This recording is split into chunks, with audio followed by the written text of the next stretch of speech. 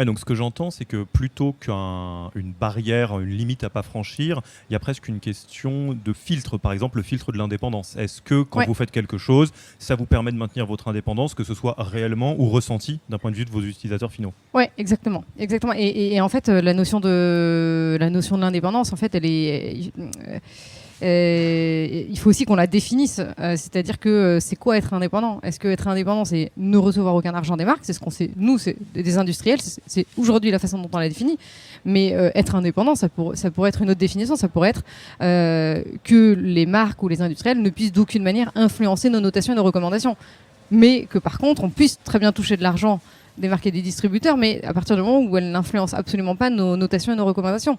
Donc en fait, voilà, cette définition de l'indépendance, elle est voilà, c'est ça qui est un petit peu au cœur des sujets, c'est comment on la définit et qu'est-ce que ça implique derrière. Si ça vous a plu, abonnez-vous à Yaniro Podcast et à la newsletter Yaniro en allant sur le site www.yaniro.co. Bonne écoute.